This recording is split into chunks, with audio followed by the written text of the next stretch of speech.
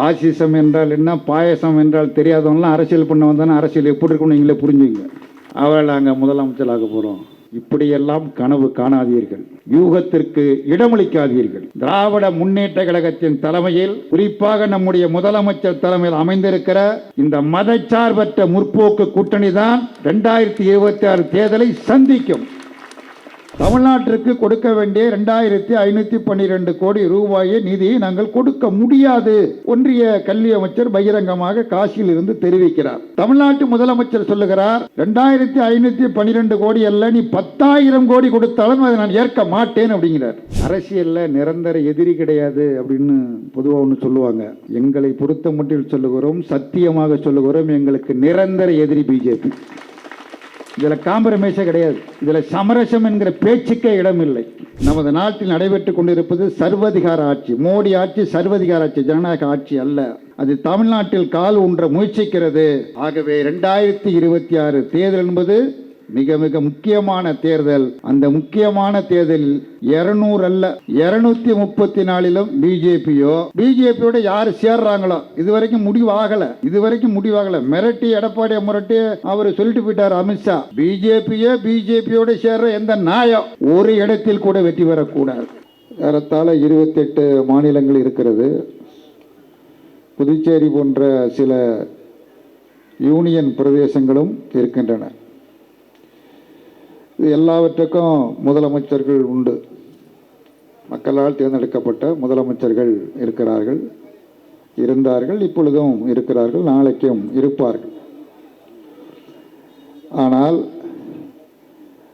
ஒரு மாநிலத்திற்கு ஒரு தேர்ந்தெடுக்கப்பட்ட அரசு என்று ஒன்று மக்களால் தேர்ந்தெடுக்கப்பட்டாலும் அந்த மாநில முதலமைச்சரால், அந்த சட்டமன்றத்தால் ஒரு சுதந்திரமாக செயல்பட முடியாத ஒரு மோசமான நிலைமை, நாடு விடுதலை பெற்று 75 ஆண்டுகள் ஆன நிலையிலேயும் இப்போதும் ஒரு அடிமை ஆட்சியை போலதான் செயல்பட வேண்டிய ஒரு நிர்பந்தமும் நெருக்கடியும் இருக்கிறது என்பதை மற்ற மாநிலத்தைச் சேர்ந்தவர்களை காட்டிலும் தமிழகத்தில் இருக்கிற நாம் மிக நன்றாக உணர்ந்திருப்போம். உதாரணமாக சட்டமன்றம், நாடாளுமன்றம் 2 அமைப்புகள் இருக்கிறது. நாடாளுமன்றத்தில் ஒரு மசோதா நிறைவேற்றப்பட்டால் அந்த மசோதாவிற்கு குடியரசுத் தலைவர் ஒப்புதல் வழங்க வேண்டும். நீங்கள் பார்த்திருக்கலாம், வக்ஃப் போர்டு மசோதா மிக கடுமையான எதிர்ப்புக்கு இடையில் அது நிறைவேறியது. அந்த திருத்த மசோதா நிறைவேற்றப்பட்டது, வலுக்கட்டாயமாக நிறைவேற்றப்பட்ட அடுத்த நாள் அது குடியரசுத் தலைவர் மாளிகைக்கு செல்கிறது. அதற்கு அடுத்த நாள் காலை குடியரசுத் தலைவர் அந்த மசோதாவிற்கு ஒப்புதல் வழங்கி கையெழுத்திட்டார். அதற்கு அடுத்த நாள் அது ஒன்றிய அரசாங்கத்தினுடைய கெஜெட்டில் அது வெளியிடப்படுகிறது. விவாதம் நடைபெற்றது 2 நாள். நம்முடைய மதிப்பிற்குரிய தோழர் திருமா அவர்கள் இங்கே இருக்கிறார். அவரும் எதிர்த்து மிக கடுமையாக பேசினார். நள்ளிரவு வரை அந்த கூட்டம் நடைபெற்றது. ஆனாலும் நிறைவேற்றப்பட்டது. அவர்களுக்கு குறுக்கே இருக்கக்கூடிய பெரும்பான்மை அடிப்படையில் நிறைவேற்றப்பட்டது. நிறைவேற்றப்பட்ட அடுத்த நாள் தான் குடியரசுத் தலைவர் மாளிகைக்கு அனுப்புகிறார்கள். அதற்கு அடுத்த நாள் அவர் கையெழுத்திடுகிறார். அப்படின்னா அது முழுமையாக அவர் படித்தாரா படிக்கலையா தெரியாது. அடுத்த நாளே கையெழுத்திட்டார். அடுத்த நாள் அரசியலில் வெளியிடப்படுகிறது. இது நாடாளுமன்றத்தில் இந்த முறை பின்பற்றப்படுகிறது. அதுவும் மக்களால் தேர்ந்தெடுக்கப்பட்ட அரசாங்கம் தான். தமிழ்நாடு சட்டப்பேரவை யார் தேர்ந்தெடுத்தா? இதுவும் மக்களால் தேர்ந்தெடுக்கப்பட்ட அரசாங்கம் தான். மக்களால் தேர்ந்தெடுக்கப்பட்டு நம்முடைய முதலமைச்சர் தலைமையில் 4 ஆண்டுகளை நிறைவு செய்து 5வது ஆண்டில் நாம் வெற்றிகரமாக அடியெடுத்து வைத்திருக்கிறோம்.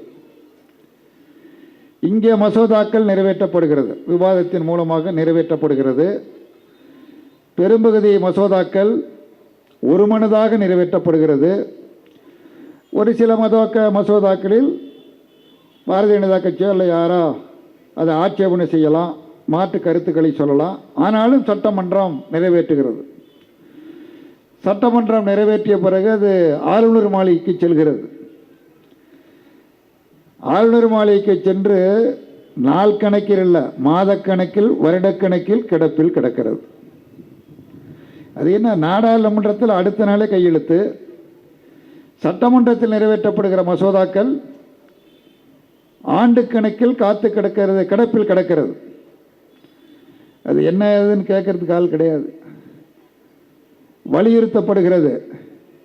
அமைச்சர்களே நேரடியாக சென்று ஆளுநரை சந்தித்து இந்த மசோதாவுக்கு ஒப்புதல் வழங்குங்கள் என்று நேரடியாக விளக்கமளித்து கேட்கிறார்கள். ஆனாலும் விளக்கமளிக்கப்படவில்லை. ஒரு மசோதா அனுப்பப்பட்டால் ஆளுநர் விளக்கம் கேட்கலாம். இதில் என்னென்ன ஐயப்பாடுகள் இருக்குது, எனக்கு விளக்கம் கேட்கலாம், இதை திருப்பி அனுப்பலாம். எதுவுமே செய்யாமல் கிடப்பில் போடப்படுகிறது. அதை பற்றி பத்திரிகையாளர் கேட்குறாங்க, இப்படி கிடப்பில் போட்டிருக்கல என்னன்னு. நான் அதை வச்சிட்டேன்னா அது செத்து போயிட்டுன்னு அர்த்தம்னு சொல்லி தமிழ்நாடு ஆளுநர் சொன்னதை யாரும் மறந்துருக்க மாட்டீங்க. நான் வச்சிட்டேன்னா அது செத்து போய்விட்டது அப்படின்னா அது எவ்வளவு அகங்காரமான பதில்.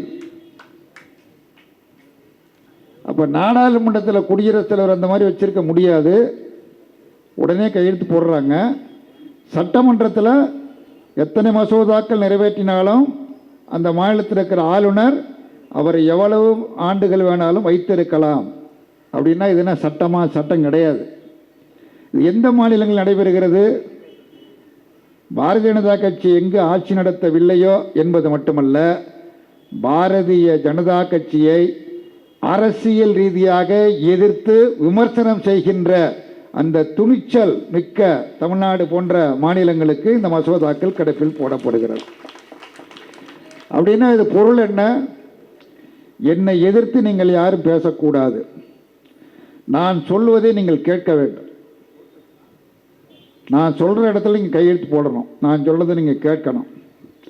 அப்படி இருந்தாலும் உங்களுக்கு ஒத்துழைப்பேன், இல்லை என்றால் ஒத்துழைக்க மாட்டேன் என்று ஆளுநர்களை பயன்படுத்தி மக்களால் தேர்ந்தெடுக்கப்பட்ட ஒரு அரசாங்கத்திற்கு எதிராக, அரசுக்கு எதிராக ஒரு போட்டி அரசாங்கத்தை நடத்தி கொண்டிருப்பதை நாம் பார்க்கிறோம். இங்கே நடத்துகிறாங்க, கேரளா நடத்துகிறாங்க, மேற்கு வந்து நடத்துகிறாங்க.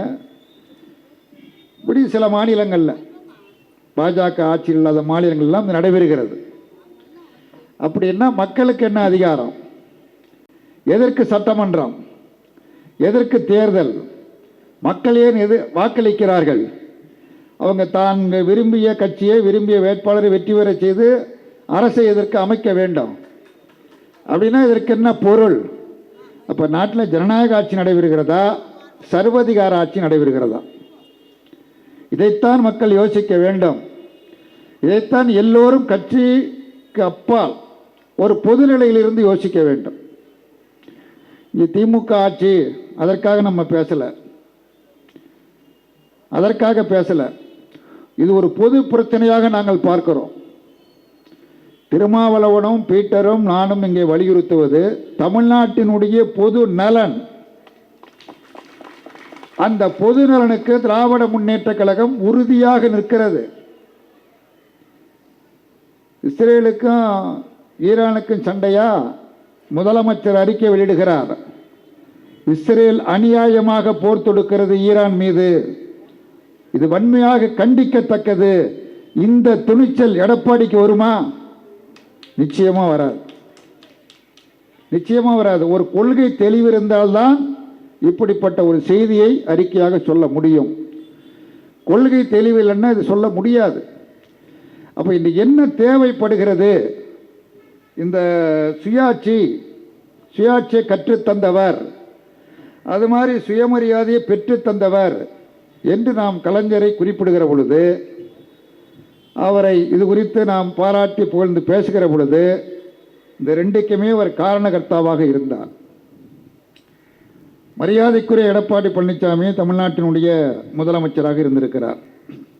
ஒரு 4 ஆண்டு காலம் இருந்தார். அவர் எப்படி வந்தார் அதை போய் நம்ம ஆராய்ச்சி பண்ணிட்டு இருக்க வேண்டியதில்லை. அவர் எப்படி ஊர்ந்து போனார், யாரை நோக்கி ஊர்ந்து போனார், எப்படி அந்த பதவியை பெற்றார்?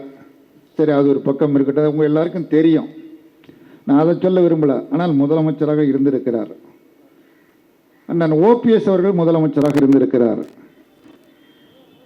அம்மையார் ஜெயலலிதா அவர்கள் முதலமைச்சராக இருந்திருக்கிறார்.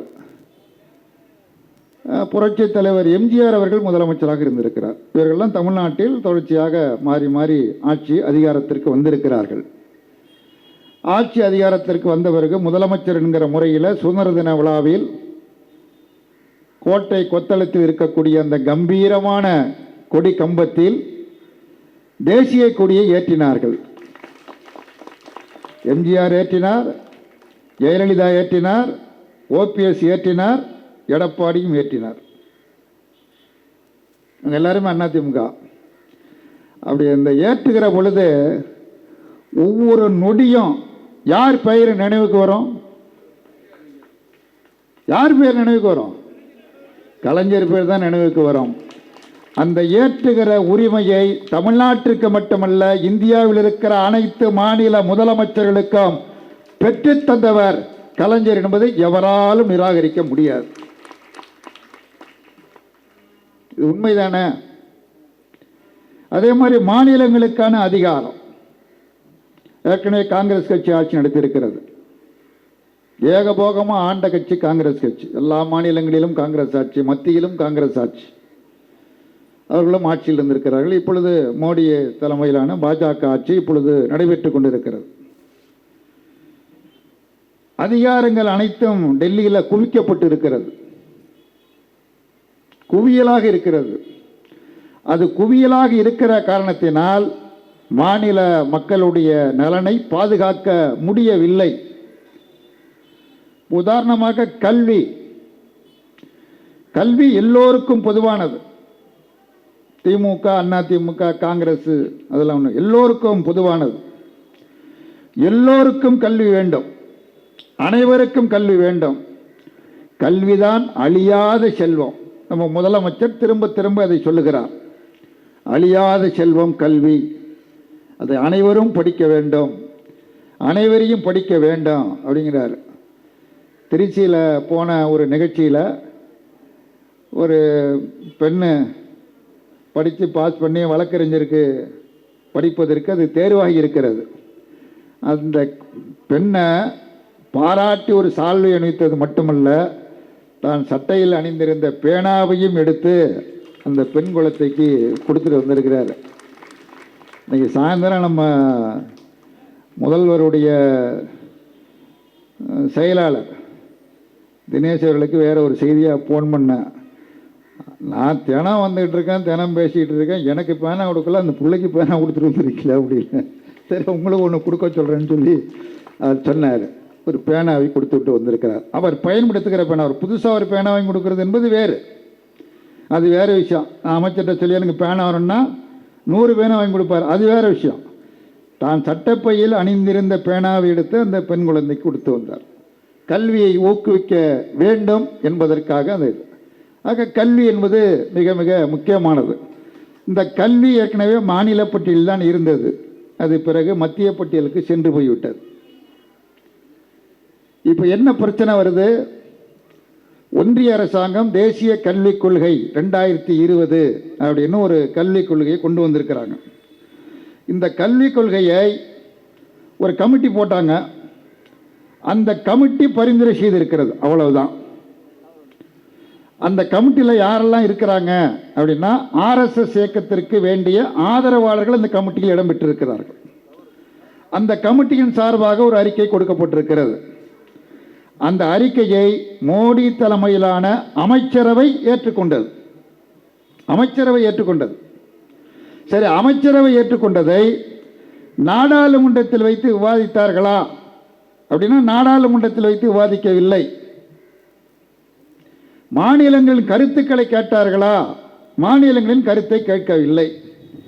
மாறாக அந்த கல்விக் கொள்கையை அனைத்து மாநிலங்களும் ஏற்க வேண்டும் என்று வற்புறுத்துகிறார்கள். ஏற்க வேண்டும் என்று வற்புறுத்துவது மட்டுமல்ல, நீ ஏற்கவில்லை என்றால், நீ கையெழுத்து போடவில்லை என்று சொன்னால்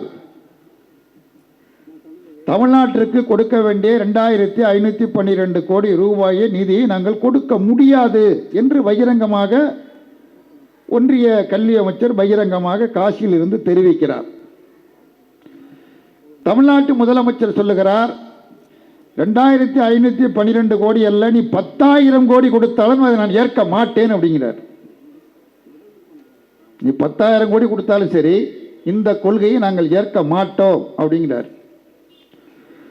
உதாரணமா உதய் மின் திட்டம், ஜெயலலிதா முதலமைச்சராக இருந்தவர்கள் அதை ஏற்கவில்லை, அதை நிராகரித்தார். இந்த திட்டத்தை நாங்கள் அமுல்படுத்தினால், தமிழ்நாட்டில் அமுல்படுத்தினால் தமிழ்நாட்டு மக்கள் பாதிக்கப்படுவார்கள். நாங்கள் தமிழ்நாட்டில் பல்வேறு சலுகைகளை நாங்கள் கொடுத்து கொண்டு இருக்கிறோம். விவசாயிகளுக்கு இலவச மின்சாரம், ஒற்றை விளக்கு, அப்புறம் குடிசைகளுக்கு கட்டணமில்லாத மின் வசதி என்று பல வசதிகள் இங்கே இருக்கிறது. கைத்தறி விசைத்தறிவுகளுக்கெல்லாம் இருக்கிறது. இதில் நாங்கள் கையெழுத்து போட்டு ஒப்புக்கொண்டால், ஏற்றுக்கொண்டால் தமிழ்நாட்டு மக்கள் பாதிக்கப்படுவார்கள். ஆகவே இதை நாங்கள் ஏற்க மாட்டோம் என்று அந்த உதய் மின் திட்டத்தை ஜெயலலிதா முதலமைச்சராக இருக்கிறவரை அதை நிராகரித்தார்.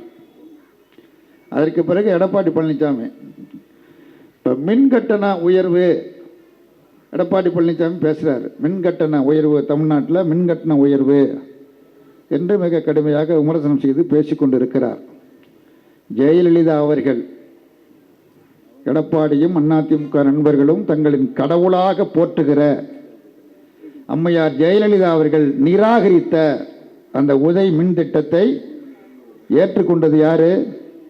திமுக ஆட்சியில் ஏற்றுக்கொள்ளப்பட்டது. அது எடப்பாடி பழனிசாமி அவர்கள் முதலமைச்சராக இருந்த பொழுது அன்றைக்கு மின்துறை அமைச்சராக இருந்த தங்கமணி அதில் கையெழுத்திட்டார்.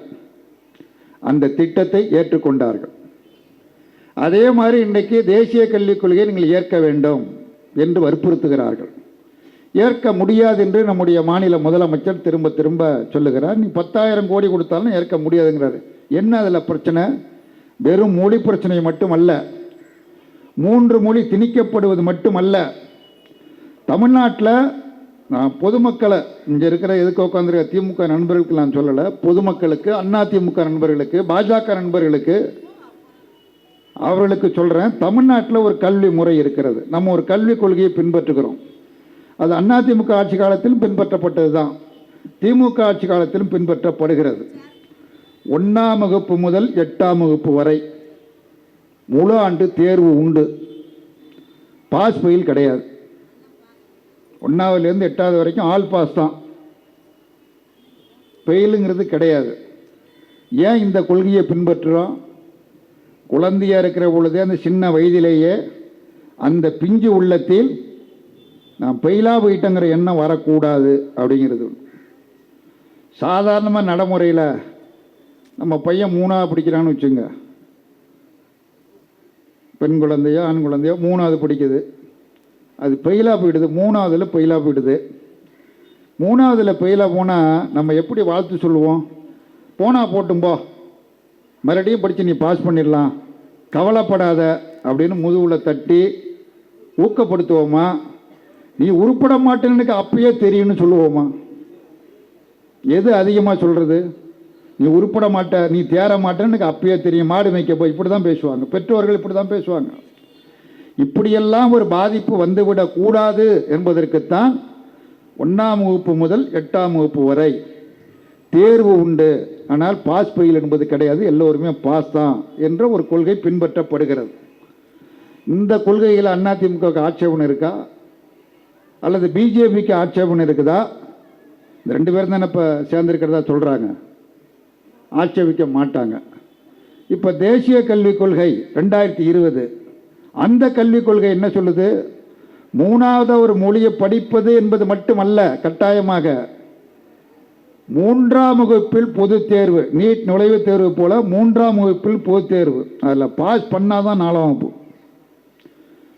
அப்புறம் அதை தாண்டி போனால் 5ஆம் வகுப்பில் ஒரு பொது தேர்வு, அதில் பாஸ் பண்ணாதான் 6ஆம் வகுப்பு. அப்புறம் 8ஆம் வகுப்பில் ஒரு பொது தேர்வு, அப்புறம் 10ஆம் வகுப்பில் ஒரு பொது தேர்வு, 12ஆம் வகுப்பில் ஒரு பொது தேர்வு. 12ஆம் வகுப்பில் பாஸ் பண்ணால் இப்போ நேராக காலேஜுக்கு போகலாம், மெடிக்கல் காலேஜுக்கு போக முடியாது, ஆனால் கல்லூரிக்கு போகலாம். அண்ணங்கிட்ட சொல்லி சிவாரசுக்கெல்லாம் நான் போயிருக்கிறேன். இந்த கல்லூரியில் சீட்டு வாங்கி கொடுங்க, அந்த கல்லூரியில் சீட்டு வாங்கி கொடுங்கன்ட்டு 12ஆம் பாஸ் பண்ணால் போகிறோம், ஒரு நல்ல மார்க் எடுத்தால் போகிறோம். 12ஆம் வகுப்பு தேர்வானாலும் மீண்டும் ஒரு தேர்வு, நீட் நுழைவுத் தேர்வு தேர்வு. இந்த கொள்கையை எதற்காக அவர்கள் கொண்டு வருகிறார்கள்? இதை வழிகட்டாயமாக ஏற்றுக்கொள்ள வேண்டும் என்கிறார்கள். இது கடுமையான பிரச்சாரத்துக்கு போகல இந்த செய்தி. ஏதோ இந்திய திணிக்கிறார்கள் என்பது மட்டுமல்ல, இதுதான் மிக மிக மோசமான கொள்கை. சல்லடை போட்டி சலிக்கிறது மாதிரி இது. அப்போ ஒரு 100 குழந்தை சேர்றதா வச்சுங்க 1ஆம் வகுப்பில், 3வது பாஸ் பயிலில் வரத்தில் ஒரு 25 போயிடும், அப்புறம் 5ஆவதில் கொஞ்சம் போயிடும், கடைசியாக 100ல் 10ஓ 15ஓ தான் தேரும். எல்லாம் பாதியிலேயே கல்வி நிலையங்களை விட்டு மாணவர்கள் வெளியேறி விடுவார்கள். அப்போ இது நோக்கம் என்ன? இதான் உங்களுடைய பழைய கொள்கை, மனு தர்ம கொள்கை, 4 வர்ண கொள்கை, குறிப்பிட்ட சாராதான் படிக்க வேண்டும் என்று இருந்த அந்த கொள்கை. அதை இப்போ நேரடியாக சொல்லாமல் மறைமுகமாக இந்த கல்விக் கொள்கையை கொண்டு வருகிறார்கள். அந்த குறிப்பிட்ட சாராதான் படிக்கலாம் என்று எழுதப்படாத இந்த சட்டத்தை அடித்து நொறுக்கி இல்லை என்று ஆக்கி இன்றைக்கு இந்த மேடையில் இருக்கிறவங்க எல்லாரும் படித்த பட்டதாரிகளாக இருக்கிறார்கள். திருமாவளவன் படித்த பட்டதாரி, டாக்டர் அண்ணன் பீட்டர் அல்போன்ஸ் மிகப்பெரிய பட்டதாரி, நான் பட்டதாரி இல்லை. அப்படியே இன்னும் பல பேர் இருக்காங்க, எதுக்கும் ஆயிரக்கணக்கானவர்கள் இருப்பீங்க.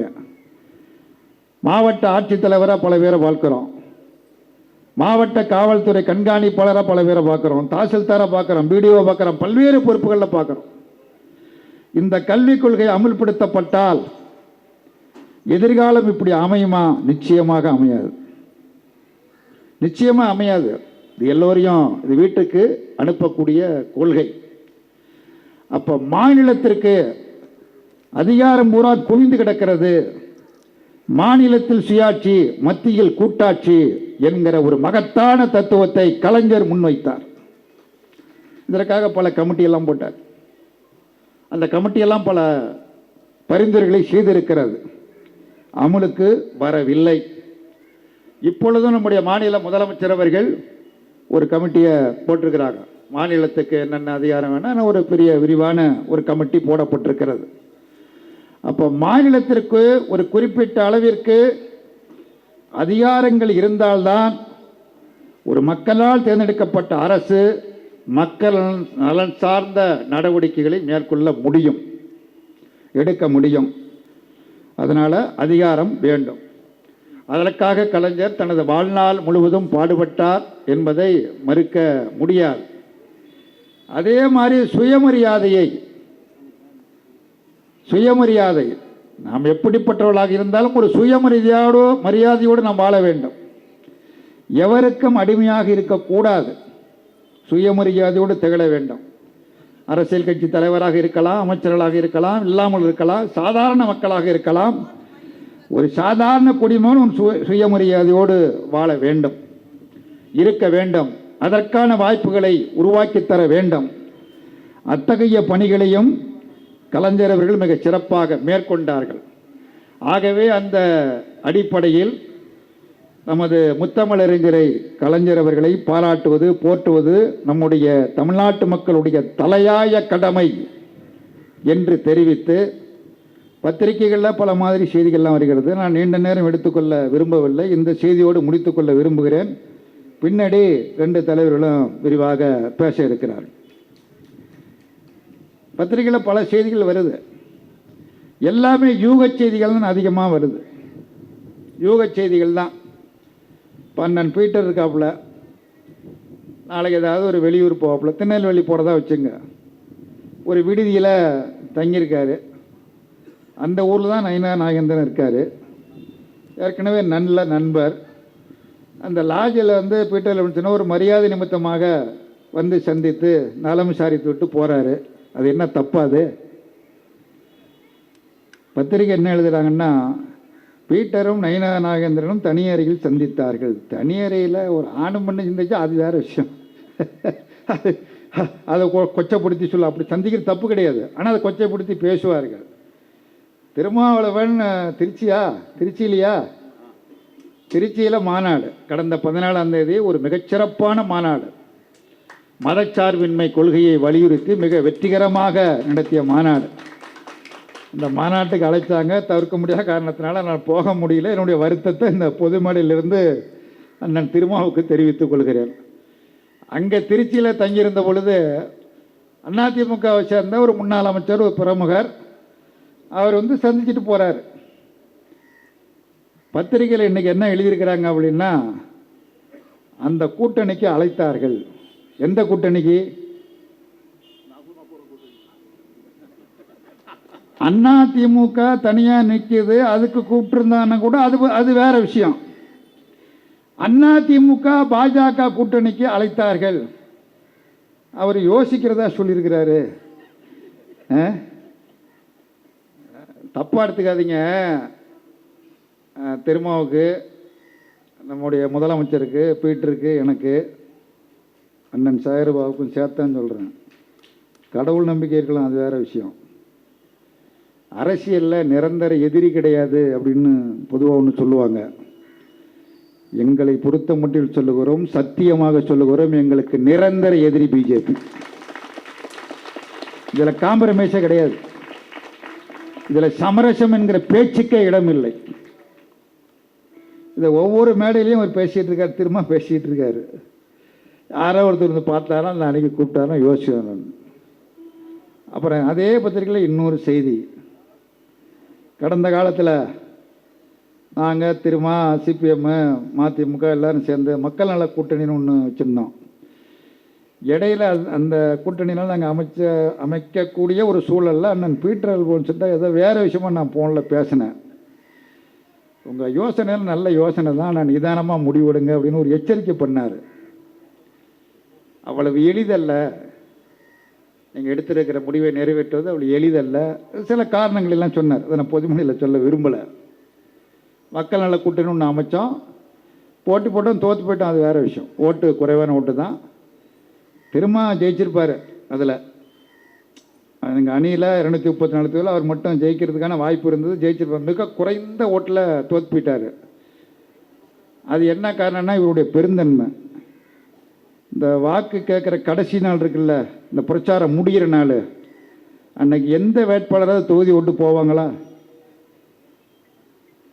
எந்த வேட்பாளரும் தொகுதி ஓட்டு போக மாட்டாங்க, அந்த தொகுதிக்குள்ளே தான் இருப்பாங்க. கடைசி நாள் சாயந்தரத்தோட பிரச்சாரம் முடியும், அன்னைக்கும் இருப்பாங்க. அடுத்த நாள் பிரச்சாரம் முன்னாடினாலும் அன்னைக்கும் தொகுதிக்குள்ளே தான் சுற்றிக்கிட்டு இருப்பாங்க.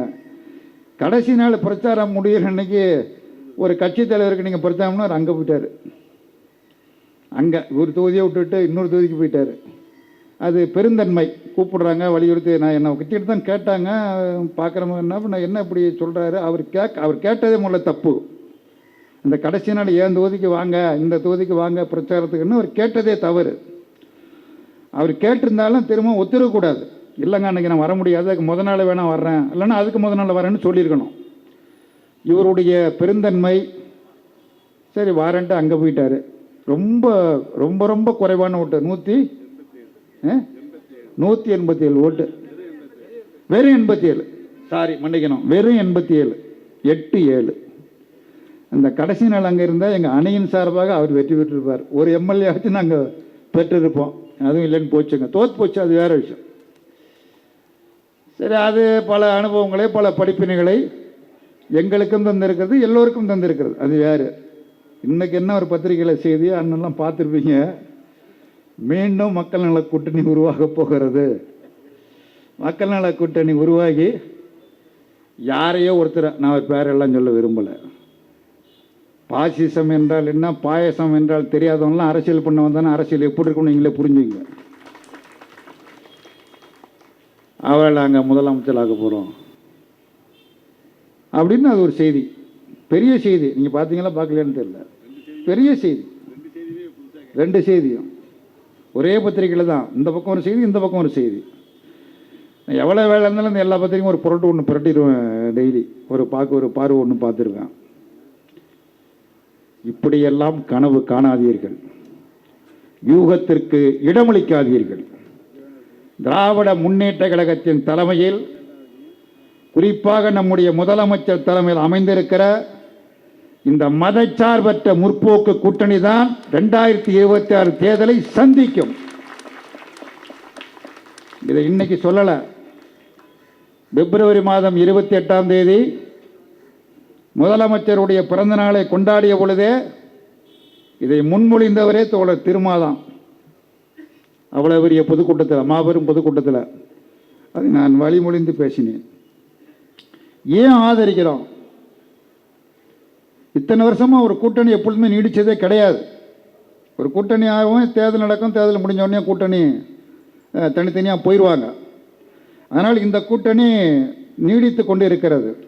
2 நாடாளுமன்ற தேர்தலை சந்தித்து விட்டது, ஒரு சட்டமன்ற தேர்தலை சந்தித்து விட்டது, கூட்டுறவு தேர்தலை சந்தித்து விட்டது, உள்ளாட்சி தேர்தலை சந்தித்து விட்டது. அனைத்திலும் வெற்றி பெற்றிருக்கிறோம் என்பது மட்டுமல்ல, அனைத்திலும் தொடர்கிறோம். சின்ன சின்ன இடையூறுகள் இடர்பாடு உண்டா இருக்கும், அது ஒன்றும் அது பெரிய விஷயம் இல்லை, அதெல்லாம் இருக்கும். திருச்சியில் பேசின பேச்சு நான் பத்திரிகையில் படித்தேன். ரொம்ப யதார்த்தமாக இயல்பாக பேசியிருக்கிறார். என்னதான் இருந்தாலும் இந்த அணியில்தான் இருப்போம் என்று திட்டவட்டமாக உறுதியாக அவர் தெரிவித்திருக்கிறார். என்ன காரணம் அப்படின்னா, எங்களுடைய கவலை, எங்களுடைய அக்கறை எல்லாம் தமிழ்நாட்டில் பாசிச சக்திகள் கால் ஊன்றக்கூடாது என்பதுதான். அதுதான் அதில் இருக்கிற கொள்கை, வேற ஒன்றும் கிடையாது. வேறு சீட்டு எத்தனை என்ன, அதெல்லாம் வேற விஷயம். தமிழ்நாட்டில் பாசிசம் கால் ஊன்றி விடக்கூடாது என்கிற அக்கறையின் காரணமாக, என்கிற கவலையின் காரணமாக, மதச்சார்பின்மை என்கிற அந்த மகத்தான கொள்கை காப்பாற்றப்பட வேண்டும் என்பதற்காக இந்த அணியில் நாங்கள் உறுதியாக தொடர்கிறோம். உங்களுக்கு தெரியும், 2ஆம் உலகப் போரை பற்றி நீங்கள் கேள்விப்பட்டு இருப்பீர்கள். விரிவாக சொல்ல விரும்பவில்லை, புத்தகம்லாம் நிறையா இருக்குது, படிச்சுங்க. 1939ஆம் ஆண்டு செப்டம்பர் மாதம் 1ஆம் தேதி அந்த போர் தொடங்கியது. அந்த போர் தொடங்கி 1945 மே மாதம் 8ஆம் தேதி வரை நீடித்தது 2ஆம் உலகப் போர். இப்போ நடந்துகிட்டு இருக்கிற மாதிரி இல்லை. 2ஆம் உலகப் போர் 2 கோடி மக்களை, 2 கோடி வீரர்களை சோவியத் யூனியன் பலி கொடுத்தது. பலி கொடுத்து உலகத்தினுடைய ஜனநாயகத்தை இது காப்பாற்றியது, உலகத்தின் ஜனநாயகத்தை காப்பாற்றியது. 1945ஆம் ஆண்டு மே மாதம் 8ஆம் தேதி அவர்களெல்லாம் சரண்டர் ஆனார்கள். மே மாதம் 9ஆம் தேதி ஜெர்மனி பாராளுமன்றத்தில் பட்டொலி வீசி செங்கொடி பறந்தது. இது வரலாறு. இந்த சம்பவம் நடக்கிற பொழுது இந்த 2ஆம் உலகப் போரில் குறித்து ஜெர்மனி பாதிரியார், அவர் ஒரு கவிஞர், மார்ட்டின் நியோ மெல்லன் என்பவர் ஒரு கவிதை ஒன்று சொன்னார். அவர் என்ன சொன்னார் அப்படின்னா, ஹிட்லருடைய படை, ஹிட்லரில் கட்சி என்ன மாதிரி கட்சி என்னங்கிறது எல்லாருக்கும் தெரியும். ரொம்ப மேம்பட்ட மக்கள் அவர்கள். அவங்க தான் அந்த போருக்கு காரணமாக இருந்தவர்கள். அவர்கள் தான் உலகத்தின் ஆகச்சிறந்த அறிவாளிகளான ஹிட்லர் சொன்னான், நாங்கள் தாண்டா உலகத்திலே ஆகச்சிறந்த அறிவாளி, இந்த உலகம் எங்களின் கொடையின் கீழ் இருக்க வேண்டும் என்று கொக்கரித்தான். அதை பற்றி இந்த கவிஞர் சொல்லுகிற பொழுது, இந்த நாசிச படை, ஹிட்லரின் படை கம்யூனிஸ்டுகளை தாக்கினார்கள், நான் அது குறித்து கவலைப்படவில்லை, ஏனென்றால் நான் கம்யூனிஸ்ட் இல்லை. தொழிற்சங்க தலைவர்களை கைது செய்தார்கள், தாக்கினார்கள், கொன்றார்கள், அது குறித்து நான் கவலைப்படவில்லை, ஏனென்றால் நான் தொழிற்சங்க தலைவர் கிடையாது. அவர்கள் யூதர்களை கொன்றார்கள், தாக்கினார்கள், அது குறித்து நான் கவலைப்படவில்லை, ஏனென்றால் நான் யூதன் அல்ல. கடைசியாக அவர்கள் என்னை பிடிக்க வந்தார்கள், என்னை பிடிக்க வரும் பொழுது எனக்காக குரல் கொடுக்க யாரும் இல்லை. இந்த கவிதையை நாம் நினைவில் வைத்துக் கொள்ள வேண்டும். நாட்டில் நடப்பது பாசிசத்திற்கு எதிரான யுத்தம். நமது நாட்டில் நடைபெற்றுக் கொண்டிருப்பது சர்வதிகார ஆட்சி. மோடி ஆட்சி சர்வதிகார ஆட்சி, ஜனநாயக ஆட்சி அல்ல. அது பாசிசத்தை நோக்கி நகர்ந்து கொண்டிருக்கிறது. அது தமிழ்நாட்டில் கால் ஊன்ற முயற்சிக்கிறது.